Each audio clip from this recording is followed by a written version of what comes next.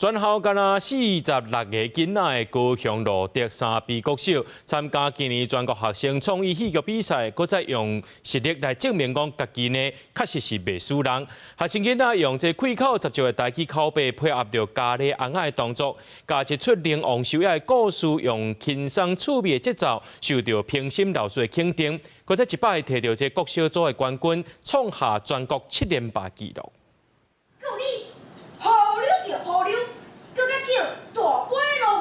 恁当个台语口碑开口十足，高雄三比国小家里戏社的囡仔，双手有线控制红仔做出动作，嘴哪念手哪动，卖看这囡仔做起来轻轻松松，这拢是因牺牲休困时间才练出来好功夫。今年三比国小的囡仔延续去年的主题，以梁王秀瑶的故事去参加全国学生创意戏剧比赛，搁一摆摕到国小组冠军，也创下全国7连霸的新纪录。5年的时转来三比国小啊。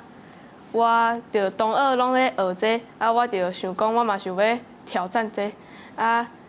内底我上困难的是，就是我袂晓讲台语，嘛袂晓去人迄咖喱戏。因罗满晓的这个囡仔加入戏团才2年的时间，对原本一句台语都袂晓讲，红仔特别叮当，甲他已经是主角之一。三比国小校长讲，因对2014年成立社团，全校学生敢若46个到17人参加咖喱戏社，毋但请金贵公咖喱戏团来指导。112年，佮甲咖喱戏列入校定课程，包括历史小解、实际操作到舞台表演，也佮学校会当年年有好成绩。正式的课程内底实施